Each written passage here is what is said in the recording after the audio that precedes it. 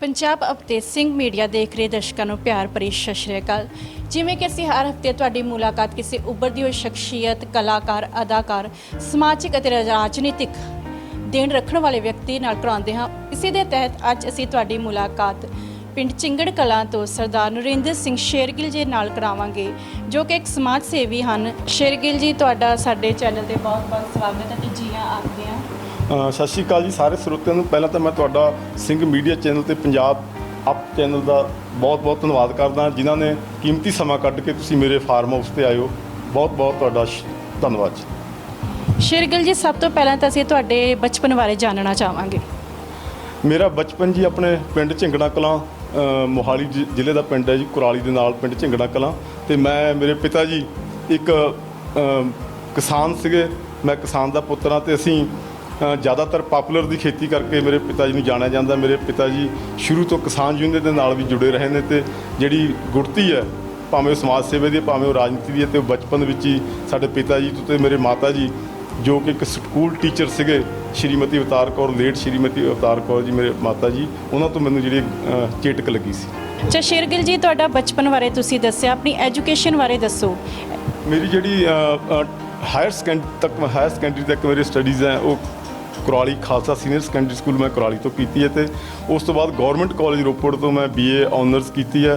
तो government college रोपड़ के दौरान मैं NCC का बेस्ट कैडेट तो NSS का बेस्ट वलंटीयर, तो दोनों कॉलेज कलर मैं इक्को साल जोड़े ले सके। तो मैं BA ऑनर्स मैं फस्ट डिवीजन में अपनी जी BA की डिग्री की सी। ग्रैजुएशन तो बाद की? उस तो बाद मेरे मन में बहुत तमन्ना सी कि मैं किसी यूनीवर्सिटी तो अपनी जी उचेरी विद्या लवां। तो मेरा उस सुपना पूरा होया। तो मैं पंजाबी यूनीवर्सिटी पटियाला तो MA इकनॉमिक्स की, तो होर भी लॉ भी ज्वाइन किया। तो उस तो बाद मैं उत्थे पढ़ाई के दौरान मैं student federation of India SFI, जो हिंदुस्तान की उस समय सब तो शक्तिशाली विद्यार्थी जथेबंदी करके जानी जाती सी, उसका मैं मैंबर बनया। तो उस तो बाद मैं लगातार 2 साल उत्थे यूनिट का प्रधान रहा यूनीवर्सिटी का। तो मैनूं माण है भी अज उस की वजह करके अज मैनूं जी राजनीतिक जी गुड़ती मिली सी यूनीवर्सिटी तो वह मैनूं बड़ा फायदा होया। मेरे ਤੁਸੀਂ ਬਹੁਤ ਵਧੀਆ, ਤੁਸੀਂ ਪੜ੍ਹਾਈ ਵਿੱਚ ਵੀ ਬਹੁਤ ਵਧੀਆ ਸੀਗੇ। ਤੇ ਇਸੇ ਦੇ ਨਾਲ ਨਾਲ ਜਿਵੇਂ ਹੁਣ ਤੁਸੀਂ ਰਾਜਨੀਤਿਕ ਵਿੱਚ ਆਪਣਾ ਬਹੁਤ ਵਧੀਆ ਸਥਾਨ ਬਣਾ ਲਿਆ। ਜਿਵੇਂ ਕਹਿੰਦੇ ਆ ਕਿ ਹੋਣਹਾਰ ਵਿਦਵਾਨ ਕੇ ਹੋ ਚੀਕਨੇ ਪਾਤ, ਕਿਸਾਨੀ ਪਿਛੋਕੜ ਹੋਣ ਦੇ ਬਾਵਜੂਦ ਵੀ ਤੁਸੀਂ ਆਪਣੀ ਰਾਜਨੀਤੀ ਵਿੱਚ ਕਾਫੀ ਨਿਕੇਵਲੀ ਸਥਾਨ ਬਣਾਈ ਹੈ। ਇਹ ਇਸ ਵਿੱਚ ਕਿਵੇਂ ਆਉਣਾ ਹੋਇਆ ਤੁਹਾਡਾ? देखो मेरे बचपन में असी फार्म हाउस में रहते थे। तो मेरे पिता जी उदों किसान यूनीयन में होंगे थे। उदों माहौल भी पंजाब का बड़ा खतरनाक सीगा, परंतु मेरे पिता जी ने बड़ा लंबा समा भारतीय किसान यूनीयन में सेवा की। तो उदों जो कदे धरने लगते होंगे थे, मेरे पिता जी को पुलिस फड़न आती सी, अद्धी रात आती सी, सवेरे आती सी।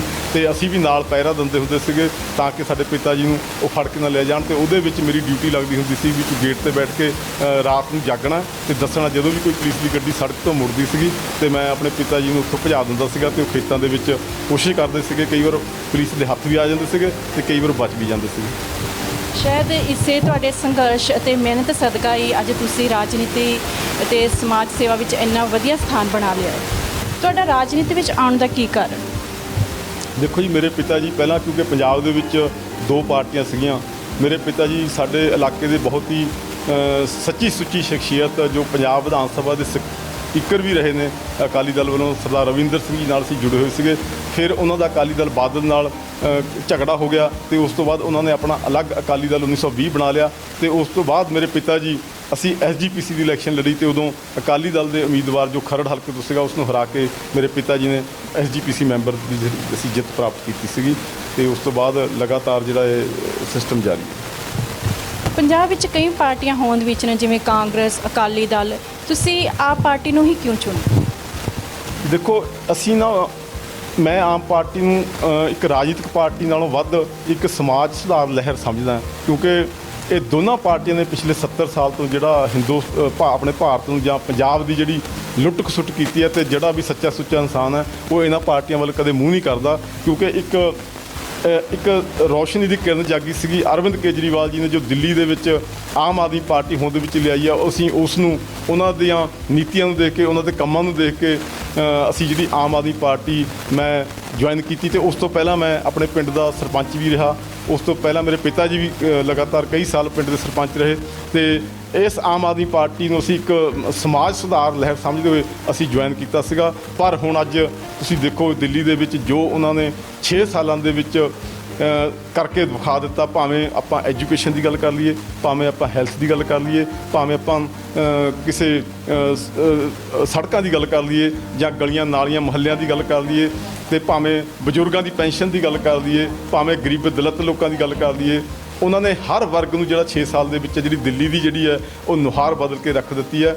ਤੇ ਉਸ ਦੇ ਨਾਲ ਸਾਡੇ ਪੰਜਾਬ ਦੇ ਵਿੱਚ ਅਸੀਂ ਅੱਜ ਭਗਵੰਤ ਮਾਨ ਜੀ ਦੀ ਅਗਵਾਈ ਦੇ ਵਿੱਚ ਸਾਡੇ ਵਿਰੋਧੀ ਧਿਰ ਦੇ ਨੇਤਾ ਸਰਦਾਰ ਹਰਪਾਲ ਸਿੰਘ ਜੀ ਚੀਮਾ, ਉਹਨਾਂ ਦੀ ਅਗਵਾਈ ਦੇ ਵਿੱਚ ਸਾਡੀ ਜਿਹੜੀ ਆਮ ਆਦਮੀ ਪਾਰਟੀ ਹੈ ਪੰਜਾਬ ਦੇ ਵਿੱਚ ਇੱਕ ਬਹੁਤ ਵੱਡਾ, ਪਿਛਲੀ ਵਾਰ ਵੀ ਅਸੀਂ ਇੱਕ ਬਹੁਤ ਵੱਡੀ ਵਿਰੋਧੀ ਧਿਰ ਬਣ ਕੇ ਸਾਹਮਣੇ ਆਏ ਸੀਗੇ, ਪਰ ਹੁਣ 2022 ਦੀ ਜਿਹੜੀ ਚੋਣਾਂ ਦੀ ਜਿਹੜੀ ਤਿਆਰੀ ਹੈ ਉਹ ਬੜੇ ਯੋਜਨਾਬੱਧ ਤਰੀਕੇ ਨਾਲ ਭਗਵੰਤ ਮਾਨ ਜੀ ਦੀ ਅਗਵਾਈ ਦੇ ਵਿੱਚ, ਹਰਪਾਲ ਚੀਮਾ ਜੀ ਦੀ ਅਗਵਾਈ ਦੇ ਵਿੱਚ, ਸਾਡੇ ਕੋਰ ਕਮੇਟੀ ਦੇ ਚੇਅਰਮੈਨ ਪ੍ਰਿੰਸੀਪਲ ਬੁੱਧ ਰਾਮ ਜੀ, ਉਹਨਾਂ ਦੀ ਅਗਵਾਈ ਦੇ ਵਿੱਚ ਅਸੀਂ ਬਹੁਤ ਵਧੀਆ ਤਰੀਕੇ ਨਾਲ ਜਿਹੜਾ ਹੁਣ 2022 ਦੀ ਜਿਹੜੀ ਸਾਡੀ ਅਸੀਂ ਪਾਰਟੀ ਤਿਆਰੀ ਕਰ ਰਹੀ ਹੈ। ਇੱਕ ਸਮਾਜ ਸੇਵੀ ਹੋਣ ਦੇ ਨਾਤੇ ਤੁਸੀਂ ਸਮਾਜ ਲਈ ਬਹੁਤ ਜ਼ਿਆਦਾ ਕੰਮ ਕੀਤੇ, ਉਹਨਾਂ ਬਾਰੇ ਕੁਝ ਚਾਨਣਾ ਪਾਓਗੇ? ਦੇਖੋ ਜੀ, ਮੇਰੀ ਉਮਰ ਹੁਣ 50 ਸਾਲ ਤੋਂ ਉੱਤੇ ਹੋ ਚੁੱਕੀ ਹੈ, ਤੇ ਮੈਂ 18 ਸਾਲ ਦੀ ਉਮਰ ਸੀ ਮੇਰੀ ਜਦੋਂ ਮੈਂ ਪਹਿਲਾਂ ਕੁਰਾਲੀ ਦੇ ਵਿੱਚ ਇੱਕ ਸੱਭਿਆਚਾਰਕ ਮੇਲੇ ਦਾ ਰਿਬਨ ਕੱਟਿਆ, ਤੇ ਉਸ ਤੋਂ ਨਿਰੰਤਰ ਕੋਈ ਮੇਲਾ, ਕੋਈ ਜਗਰਾਤਾ, ਕੋਈ ਕੀਰਤਨ ਦਰਬਾਰ, ਕੋਈ ਟੂਰਨਾਮੈਂਟ, ਉਸ ਦਿਨ ਤੋਂ ਲਗਾਤਾਰ ਮੈਂ ਆਪਣੇ ਇਲਾਕੇ ਨਾਲ, ਆਪਣੇ ਜ਼ਿਲ੍ਹੇ ਦੇ ਨਾਲ ਜੁੜਿਆ ਹੋਇਆ, ਤੇ ਮੈਂ ਕੋਈ ਪਿੰਡ ਨਹੀਂ, ਕੋਈ ਜਗ੍ਹਾ ਨਹੀਂ ਜਿੱਥੇ ਮੈਨੂੰ ਕਿਸੇ ਨੇ ਸੱਦਿਆ ਨਾ ਹੋਵੇ ਤੇ ਮੈਂ ਗਿਆ ਨਾ ਹੋਵਾਂ, ਤੇ ਮੈਂ ਜੋ ਤਿਲ ਫੁੱਲ ਬਣਦਾ ਹਿੱਸਾ ਪਾਇਆ, ਕਿਉਂਕਿ ਮੈਨੂੰ ਪਿਛਲੇ 30 ਸਾਲ ਲਗਭਗ ਮੈਨੂੰ ਹੋ ਗਏ ਆਪਣੇ ਇਲਾਕੇ ਦੇ ਵਿੱਚ ਵਿਚਰਦਿਆਂ, ਤੇ ਮੈਨੂੰ ਲੋਕਾਂ ਨੇ ਬਹੁਤ ਮਾਣ ਦਿੱਤਾ, ਬਹੁਤ ਸਤਿਕਾਰ ਦਿੱਤਾ, ਤੇ 2 ਇਲੈਕਸ਼ਨਾਂ ਮੈਂ ਲੜੀਆਂ, ਪਾਰਟੀ ਨੇ ਮੈਨੂੰ ਲੜਾਈਆਂ, ਕਿਉਂਕਿ ਪਿਛਲੀ ਵਾਰ ਖਰੜ ਹਲਕੇ ਤੋਂ ਮੇਰੀ ਟਿਕਟ ਹੋ ਗਈ ਸੀਗੀ। ਉਹ ਮੌਕੇ ਤੇ ਆ ਕੇ ਕੁਝ ਜਿਹੜੇ ਉੱਪਰ ਲੀਡਰ ਸੀਗੇ ਉਹਨਾਂ ਨੇ ਦਬਾਅ ਪਾਤਾ ਵੀ ਜੇ ਤੁਸੀਂ ਸਾਨੂੰ ਟਿਕਟਾਂ ਨਹੀਂ ਦਿਓਗੇ ਤਾਂ ਅਸੀਂ ਪਾਰਟੀ ਤੋੜ ਦਾਂਗੇ, ਤੇ ਮੈਨੂੰ ਪਾਰਟੀ ਦੇ ਹਿੱਤ ਵਿੱਚ ਮੈਨੂੰ ਆਪਣੀ ਸੀਟ ਛੱਡਣੀ ਪਈ, ਤੇ ਉਸ ਤੋਂ ਬਾਅਦ ਪਾਰਟੀ ਨੇ ਮੇਰਾ ਮਾਣ ਸਤਿਕਾਰ ਕਰਦੇ ਹੋਏ ਮੈਨੂੰ ਮੋਹਾਲੀ ਤੋਂ ਵਿਧਾਨ ਸਭਾ ਦੀ ਇਲੈਕਸ਼ਨ ਲੜਾਈ, ਤੇ ਉੱਥੋਂ ਵੀ ਲੋਕਾਂ ਨੇ ਸਾਨੂੰ 20 ਦਿਨਾਂ ਦੇ ਵਿੱਚ 40,000 ਵੋਟ ਦੇ ਕੇ ਸਾਡੀ ਪਾਰਟੀ ਨੂੰ ਨਵਾਜਿਆ, ਤੇ ਮੈਂ ਲੋਕਾਂ ਦਾ ਧੰਨਵਾਦ ਵੀ ਕਰਦਾ, ਤੇ ਸਾਡੀ ਪਾਰਟੀ ਲਈ ਮਾਣ ਵਾਲੀ ਗੱਲ ਵੀ ਹੈ। ਤੇ ਉਸ ਤੋਂ ਬਾਅਦ ਜਿਹੜੀਆਂ ਹੁਣ MP ਦੀ ਇਲੈਕਸ਼ਨ ਹੋਈ ਸੀਗੀ ਉਹਦੇ ਵਿੱਚ ਵੀ ਪਾਰਟੀ ਨੇ ਮੈਨੂੰ ਜਿਹੜੀ ਟਿਕਟ ਦੇ ਕੇ ਨਵਾਜਿਆ ਸੀਗਾ, ਤੇ ਮੈਂ ਪੂਰਾ ਜ਼ੋਰ ਲਾ ਕੇ ਪੂਰੀ ਮਿਹਨਤ ਕਰਕੇ ਉਹ ਜਿਹੜੀ ਅਸੀਂ ਲੜਾਈ ਲੜੀ ਹੈ, ਤੇ 2 ਇਲੈਕਸ਼ਨਾਂ ਮੈਂ ਆਪਣੀ ਪਾਰਟੀ ਵੱਲੋਂ ਲੜ ਚੁੱਕਿਆ। ਮੇਰੀ ਪਾਰਟੀ ਤੇ ਮੈਨੂੰ ਮਾਣ ਹੈ, ਮੈਨੂੰ ਵਿਸ਼ਵਾਸ ਹੈ ਵੀ ਐਡਾ ਵੱਡਾ ਮਾਣ ਜੇ ਅਸੀਂ ਕਿਤੇ ਅਕਾਲੀ ਦਲ ਜਾਂ ਕਾਂਗਰਸ ਚਾਹੁੰਦੇ, ਅੱਜ ਅਸੀਂ ਵੱਧ ਤੋਂ ਵੱਧ ਕੋਈ ਬਲਾਕ ਸੰਮਤੀ ਜਾਂ ਵੱਧ ਤੋਂ ਵੱਧ ਕੋਈ ਪੰਚਾਇਤ ਸੰਮਤੀ ਦੀ ਚੋਣ ਸਾਨੂੰ ਉਹਨੇ ਲੜਾਉਣੀ ਸੀ, ਕਿਉਂਕਿ ਉੱਥੇ ਪਰਿਵਾਰਵਾਦ ਭਾਰੂ ਹੈ, ਉੱਥੇ ਆਪਣੇ ਬੱਚੇ, ਆਪਣੀਆਂ ਧੀਆਂ, ਉਸ ਤੋਂ ਬਾਅਦ ਆਪਣੇ ਜਵਾਈ, ਉਹਨਾਂ ਤੇ ਆਮ ਲੋਕਾਂ ਦੇ ਲਈ ਉੱਥੇ ਕੋਈ ਥਾਂ ਨਹੀਂ ਹੈ ਵੀ ਉਹ ਕਿਸੇ ਨੂੰ ਇਲੈਕਸ਼ਨ ਲੜਨ, ਸਿਰਫ ਦਰੀਆਂ ਵਿਛਾਉਣ ਲਈ, ਤੱਪੜ ਵਿਛਾਉਣ ਲਈ ਜਿਹੜੇ ਆਮ ਵਲੰਟੀਅਰ ਨੂੰ, ਵਰਕਰਾਂ ਨੂੰ ਪਾਰਟੀਆਂ ਵਰਤਦੀਆਂ। ਜਿਵੇਂ ਕਿ ਤੁਸੀਂ ਦੱਸਿਆ ਕਿ ਤੁਸੀਂ ਪਾਰਟੀ ਲਈ ਬਹੁਤ ਸੰਘਰਸ਼ ਕੀਤਾ, ਬਹੁਤ ਮਿਹਨਤ ਕੀਤੀ, ਪਰ ਫਿਰ ਵੀ ਪਿਛਲੀ ਚੋਣਾਂ ਵਿੱਚ ਤੁਹਾਨੂੰ ਨਾ ਉਤਾਰਦੇ ਹੋਏ ਕਿਸੇ ਬਾਹਰੀ ਵਿਅਕਤੀ ਨੂੰ, ਦੂਜੇ ਵਿਅਕਤੀ ਨੂੰ ਵੋਟਾਂ ਲਈ ਖੜਾਇਆ ਗਿਆ ਸੀ, ਇਸ ਬਾਰੇ ਤੁਸੀਂ ਕੀ ਕਹੋਗੇ?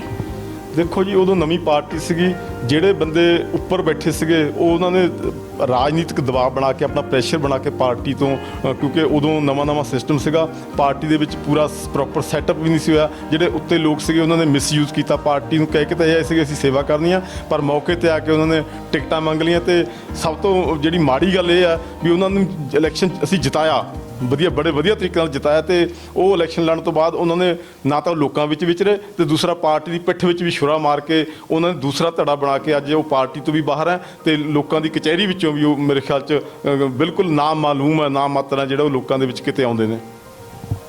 ਜਿਵੇਂ ਕਿ ਹਰ ਸੰਘਰਸ਼ ਲਈ ਬਹੁਤ ਸਾਰੀਆਂ ਔਕੜਾਂ, ਬਹੁਤ ਸਾਰੀਆਂ ਮੁਸ਼ਕਲਾਂ ਦਾ ਸਾਹਮਣਾ ਕਰਨਾ ਪੈਂਦਾ ਹੈ, ਤੁਹਾਨੂੰ ਵੀ ਬਹੁਤ ਸਾਰੀਆਂ ਮੁਸ਼ਕਲਾਂ ਦਾ ਸਾਹਮਣਾ ਕਰਨਾ ਪਿਆ ਸੀ, ਇਸ ਬਾਰੇ ਕੀ ਕਹੋਗੇ ਤੁਸੀਂ? ਦੇਖੋ ਜੀ, ਮੁਸ਼ਕਲਾਂ ਤਾਂ ਪਰਿਵਾਰ ਦੇ ਵਿੱਚ ਵੀ ਆਉਂਦੀਆਂ, ਜਦੋਂ ਤੁਸੀਂ ਕਿਸੇ ਰਾਜਨੀਤਿਕ ਸੋਚ ਨਾਲ ਜਾਂ ਪਾਰਟੀ ਨਾਲ ਜੁੜਦੇ ਹੋ ਤਾਂ ਬਹੁਤ ਸਾਰੀਆਂ ਚੁਣੌਤੀਆਂ ਪਹਿਲਾਂ ਤਾਂ ਤੁਹਾਡੀਆਂ ਵਿਰੋਧੀ ਪਾਰਟੀਆਂ ਦੇ ਵਿੱਚ, ਫਿਰ ਆਪਦੀ ਪਾਰਟੀ ਦੇ ਵਿੱਚ ਵੀ ਕੁਛ ਨਾ ਕੁਛ ਤੁਹਾਡਾ ਚੱਲਦਾ ਰਹਿੰਦਾ, ਤੇ ਇਹ ਸਾਰੀਆਂ ਜਿਹੜੀਆਂ ਬਹੁਤ ਹਰ ਰੋਜ਼ ਇੱਕ ਨਵੀਂ ਚੁਣੌਤੀ ਹੁੰਦੀ ਹੈ। ਜੇ ਤੁਸੀਂ ਆਪਣੀ ਰਾਜਨੀਤੀ ਨੂੰ ਵਧੀਆ ਤਰੀਕੇ ਨਾਲ ਚਲਾਉਣਾ ਤਾਂ ਇਹ ਸਾਰੀਆਂ ਚੁਣੌਤੀਆਂ ਨੂੰ ਤੁਹਾਨੂੰ ਖਿੜੇ ਮੱਥੇ ਸਵੀਕਾਰ ਕਰਨਾ ਪੈਂਦਾ। ਕਿਸੇ ਜਗ੍ਹਾ ਝੁਕਣਾ ਵੀ ਪੈਂਦਾ, ਕਿਸੇ ਜਗ੍ਹਾ ਝੁਕਾਉਣਾ ਵੀ ਪੈਂਦਾ, ਕਿਸੇ ਜਗ੍ਹਾ ਗੱਲ ਮੰਨਣੀ ਵੀ ਪੈਂਦੀ ਹੈ, ਕਿਸੇ ਜਗ੍ਹਾ ਮਨਾਉਣੀ ਪੈਂਦੀ ਹੈ, ਤਾਂ ਤੁਸੀਂ ਲੰਬਾ ਸਮਾਂ ਜਿਹੜਾ ਰਾਜਨੀਤੀ ਦੇ ਵਿੱਚ ਹੈ, ਜਿਹੜਾ ਆਪਣੀ ਜਿਹੜੀ ਪੈਂਠ ਹੈ, ਜਿਹੜੀ ਆਪਣੀ ਪੜਤ ਹੈ, ਕਿਉਂਕਿ ਸਭ ਤੋਂ ਵੱਡੀ ਗੱਲ ਹੁੰਦੀ ਹੈ ਤੁਹਾਡਾ ਪਾਰਟੀ ਨੂੰ ਤੁਹਾਡੇ ਤੇ ਵਿਸ਼ਵਾਸ ਹੋਣਾ ਚਾਹੀਦਾ। ਉਹ ਵਿਸ਼ਵਾਸ ਅਸੀਂ ਇੱਕ ਦਿਨ ਵੀ, ਅਸੀਂ ਪਿਛਲੇ 7-8 ਸਾਲ ਤੋਂ ਇੱਕ ਦਿਨ ਵੀ ਪਾਰਟੀ ਦਾ ਜਿਹੜਾ ਆਪਣੇ ਤੋਂ ਅਸੀਂ ਵਿਸ਼ਵਾਸ ਨਹੀਂ ਉੱਠਣ ਦਿੱਤਾ। ਅਸੀਂ ਪਾਰਟੀ ਦਾ ਹਰ ਜਿਹੜਾ ਹੁਕਮ ਹੈ, ਹਰ ਜਿਹੜੀ ਗੱਲ ਹੈ, ਉਹ ਪਾਰਟੀ ਅਸੀਂ ਖਿੜੇ ਮੱਥੇ ਪ੍ਰਵਾਨ ਕੀਤੀ ਤੇ ਅਸੀਂ ਉਸ ਡਿਊਟੀ ਨੂੰ ਨਿਭਾਉਣ ਦੀ ਹਮੇਸ਼ਾ ਪੂਰੀ ਕੋਸ਼ਿਸ਼ ਕੀਤੀ। ਬਿਲਕੁਲ ਸਹੀ ਕਿਹਾ। ਪਾਰਟੀ ਇੱਕ ਵਿਅਕਤੀ ਨਾਲ ਨਹੀਂ ਬਣਦੀ, ਇਹ ਵਿਅਕਤੀਆਂ ਨਾਲ, ਉਹਨਾਂ ਦੇ ਸੰਘਰਸ਼ ਅਤੇ ਮਿਹਨਤ ਨਾਲ ਬਣਦੀ ਹੈ। ਇਸੇ ਤਹਿਤ ਮੈਂ ਤੁਹਾਨੂੰ ਪੁੱਛਣਾ ਚਾਹਾਂਗੀ ਕਿ ਤੁਹਾਡਾ ਅਗਲਾ ਕੀ ਕਦਮ ਹੈ, ਤੁਸੀਂ ਅੱਗੇ ਕੀ ਕਰਨਾ ਚਾਹੁੰਦੇ ਹੋ? ਅੱਗੇ ਦੇਖੋ ਜੀ, ਹੁਣ ਮੈਂ ਪਹਿਲਾਂ ਪੰਜਾਬ ਦਾ ਮੈਂ ਫਾਈਨਾਂਸ ਕਮੇਟੀ ਦਾ ਚੇਅਰਮੈਨ ਸੀਗਾ ਤੇ ਜਨਰਲ ਸਕੱਤਰ ਸੀਗਾ। ਹੁਣ ਸਾਡਾ ਢਾਂਚਾ ਭੰਗ ਹੋ ਚੁੱਕਿਆ ਤੇ ਹਲਕਾ ਇੰਚਾਰਜ ਖਰੜ ਸੀਗਾ। ਹੁਣ ਪਾਰਟੀ ਨੇ ਮੈਂ ਖਰੜ ਹਲਕੇ ਦੇ ਵਿੱਚ ਰਿਹਾ, ਜਿਹੜਾ ਮੇਰਾ ਜੱਦੀ ਹਲਕਾ ਹੈ, ਤੇ ਉਹਦੇ ਵਿੱਚ ਅਸੀਂ ਦਿਨ ਰਾਤ ਲਗਾਤਾਰ ਅਸੀਂ ਮਿਹਨਤ ਕਰਦੇ ਹਾਂ ਤੇ ਅਸੀਂ ਆਪਣੀ ਪਾਰਟੀ ਨੂੰ ਉੱਪਰ ਚੁੱਕਣ ਲਈ, ਆਪਣੀ ਆਉਣ ਵਾਲੀ 2022 ਦੀ ਜਿਹੜੀ ਵਿੱਚ ਆਪਣੀ ਸਰਕਾਰ ਬਣਾਉਣ ਲਈ ਅਸੀਂ ਕੋਈ ਵੀ ਕਸਰ ਹੈ ਜਿਹੜੀ ਆਪਣੀ ਬਾਕੀ ਨਹੀਂ ਛੱਡਾਂਗੇ। ਬਿਲਕੁਲ ਸਹੀ ਕਿਹਾ। ਕੁਝ ਵੀ ਮੁਕਾਮ ਹਾਸਲ ਕਰਨੀ ਸਾਨੂੰ ਸਖਤ ਮਿਹਨਤ ਕਰਨੀ ਪੈਂਦੀ ਹੈ।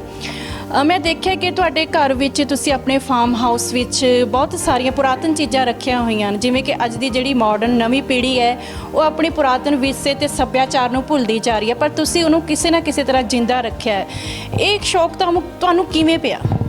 ਇਹ ਸ਼ੌਕ ਜੀ ਮੈਨੂੰ ਬਚਪਨ ਤੋਂ ਸੀਗਾ, ਕਿਉਂਕਿ ਮੈਂ ਆਪਣੇ ਹੱਥੀਂ ਬਹੁਤ ਖੇਤੀ ਦਾ ਕੰਮ ਜਿਹੜਾ ਮੈਂ ਆਪਣੇ ਹੱਥੀਂ ਕੀਤਾ, ਬਹੁਤ ਸਾਲ ਕੀਤਾ, ਤੇ ਉਦੋਂ ਤੋਂ ਹੀ ਮੈਨੂੰ ਸੀਗਾ ਵੀ ਜਿਹੜਾ ਸਾਡੀ ਵਿਰਾਸਤ ਹੈ, ਜੋ ਜਿਵੇਂ ਵਿਦੇਸ਼ਾਂ ਦੇ ਵਿੱਚ ਅਸੀਂ ਜਾ ਕੇ ਵੇਖਦੇ ਹਾਂ ਵੀ ਉਹ ਗੋਰੇ ਲੋਕ ਆ ਜਾਂ ਜੋ ਕੋਈ ਵੀ ਕਿਸੇ ਕੰਟਰੀ ਦੀ ਕੋਈ ਵੀ ਕਮਿਊਨਿਟੀ ਹੈ, ਕਿਉਂਕਿ ਜਦੋਂ ਤੱਕ ਤੁਸੀਂ ਆਪਣੀ ਵਿਰਾਸਤ, ਆਪਣੇ ਸੱਭਿਆਚਾਰ ਨੂੰ ਸਾਂਭ ਕੇ ਨਹੀਂ ਰੱਖੋਗੇ ਤਾਂ ਬਹੁਤ ਸਾਰੇ ਜਿਹੜੀਆਂ ਕੌਮਾਂ ਹੈ ਉਹ ਪਿੱਛੇ ਪੈ ਜਾ ਕਰਦੀਆਂ, ਤੇ ਉਹਨਾਂ ਦਾ ਜਿਹੜਾ ਬੜਾ ਵੱਡਾ ਉਹਨਾਂ ਦੀਆਂ ਆਉਣ ਵਾਲੀਆਂ ਨਸਲਾਂ, ਆਉਣ ਵਾਲੀਆਂ ਪੀੜ੍ਹੀਆਂ ਨੂੰ ਜਿਹੜਾ ਉਹਨਾਂ ਦਾ ਜਿਹੜਾ ਖਮਿਆਜਾ ਭੁਗਤਣਾ ਪੈਂਦਾ। ਤੇ ਮੇਰੇ ਮਨ ਵਿੱਚ ਸੀਗਾ ਵੀ ਜੋ ਸਾਡਾ ਸੱਭਿਆਚਾਰ ਹੈ, ਜੋ ਸਾਡਾ ਕਲਚਰ ਹੈ, ਉਹ ਪੰਜਾਬ ਦੇ ਵਿੱਚ ਸਾਡੇ ਬੱਚਿਆਂ ਨੂੰ, ਸਾਡੀਆਂ ਆਉਣ ਵਾਲੀਆਂ ਨਸਲਾਂ ਨੂੰ, ਕਿਉਂਕਿ ਅਸੀਂ ਖੇਤੀਬਾੜੀ ਨਾਲ ਸੰਬੰਧਿਤ ਹੋਣ ਕਰਕੇ ਮੈਨੂੰ ਸੀਗਾ ਵੀ ਆਪਾਂ ਆਪਣੀ ਵਿਰਾਸਤ ਨੂੰ ਜਿਹੜਾ ਉਹਨੂੰ ਕਾਇਮ ਰੱਖੀਏ, ਤਾਂ ਕਿ ਸਾਡੇ ਬੱਚਿਆਂ ਨੂੰ ਜਿਹੜਾ ਪਤਾ ਲੱਗ ਸਕੇ ਵੀ ਇਹ ਸਾਡੀ ਵਿਰਾਸਤ ਹੈ, ਇਹ ਸਾਡੀ ਪੁਰਖਿਆਂ ਦੀ ਜਿਹੜੀ ਵਿਰਾਸਤ ਹੈ।